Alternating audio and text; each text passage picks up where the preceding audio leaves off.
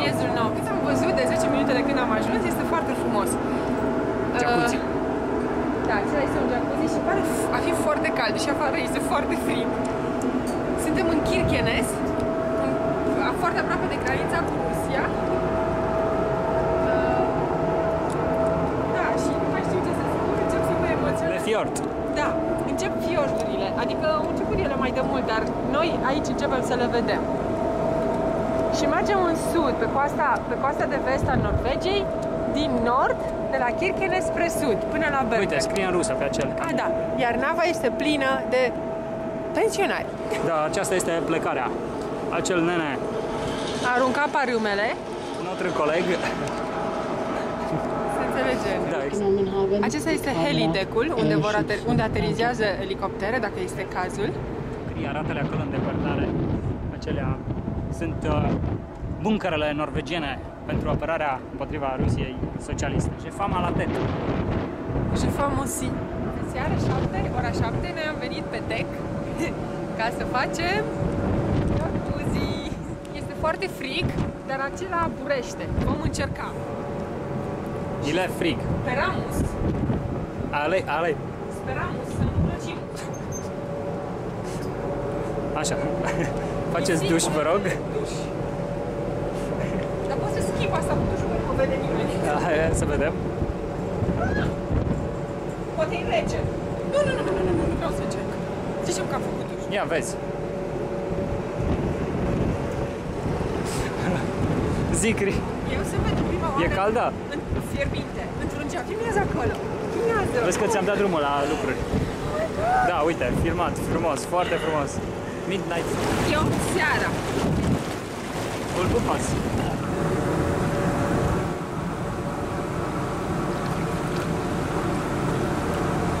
Stăm la plajă. La soare nou. Voilà le criel dans le sang. Oh, uite, un bateau.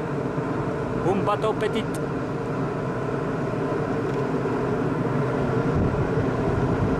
Acesta este un mic sătuc care seamănă foarte mult cu Hammerfest-ul. De un Hammerfest, cel mai nordic oraș din lume. E cam urat.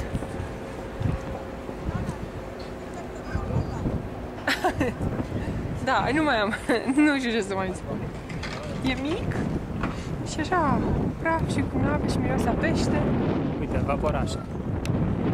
Și acela mic nasol al nostru. Oh. Acela, vaporoiul acela. 10 mai 2009. Suntem în bar, la bar cum ar fiecare bătrânel de pe acest vapor și-a găsit câte un locușor pe undeva și citește. 12:36. Eu tot aștept să văd balene, dar nu se întâmplă, vă. Dan, ai ceva de comentat? Nu se vor întâmpla balene. Ce e Lofoten? Sunt niște insule și o regiune în Norvegia. Niște insule care se numesc așa, păsări și nimeni. Și este strâmtă trecerea și navighează capitanul, marele capitan, printre insulițe și minunile acestea. Un boi. Acesta tanti din fața noastră face goblenuri. Aceasta. Am zis că e frig și ne apropiem de Trollfjord. Așa, peisajul sublimus. Iată.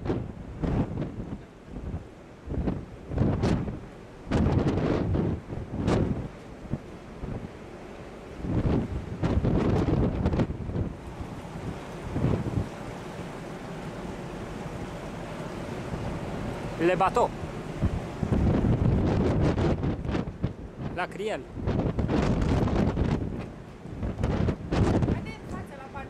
C'est moi. Hello. C'est moi again. Iată, plouă. Și să vă arăt lucrurile care se pot face aici.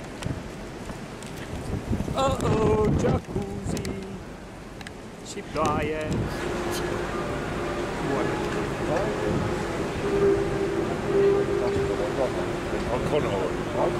Tot 10 mai.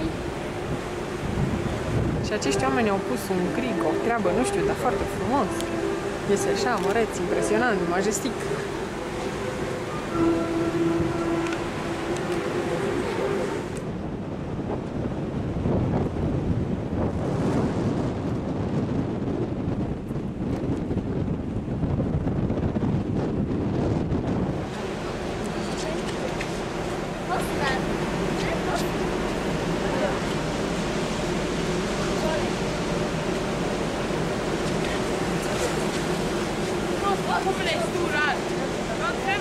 cum trebuie să fie când e mai vară, când e totul mai verde.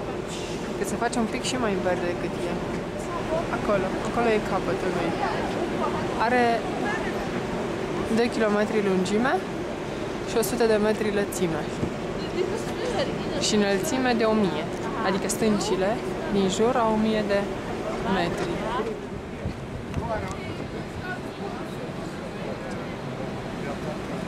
Deci fantastic.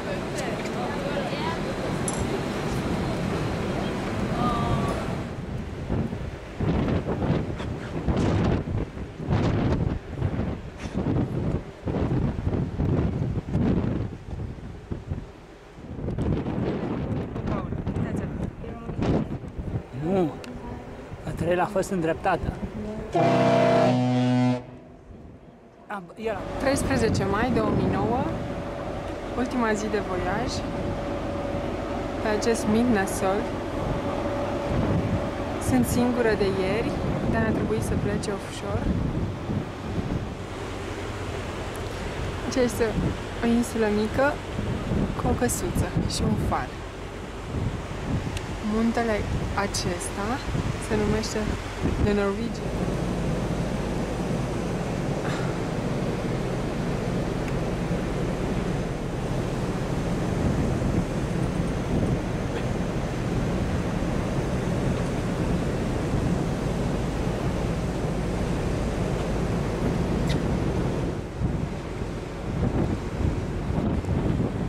Bergen. Aici este sfârșitul călătoriei.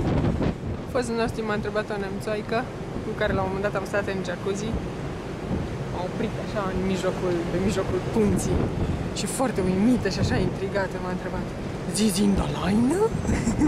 Și am explicat de ce ich bin alleine. Intrarea în Bergen.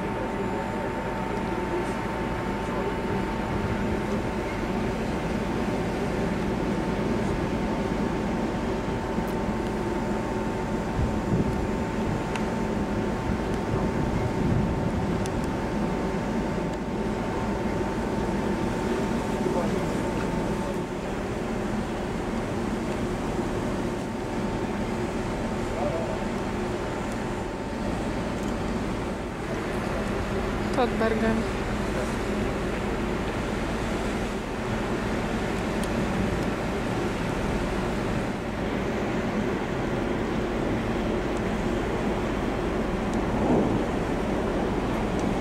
Sunt în interiorul Bacului. Sunt destul de puțini oameni, ușor pentru copilași, de se difuzează Pinocchio. Să vă povestesc peripețiile mele de la ieșirea din vapor spre acest bac. La un moment dat am părăsit E39, nu știu din ce cauză. GPS-ul mi-a spus să iau prin altă parte față de cum spuneau indicatoarele. Și la o ascultătoare l-am urmat și am mers pe niște drumuri întortocheate, cu niște întoarceri de la 180 de grade, 360 de dreapta aveam marea, în stânga aveam munte sau pădure. Oricum, magnific peisajul, foarte frumos, însă scary pentru mine, care în dusul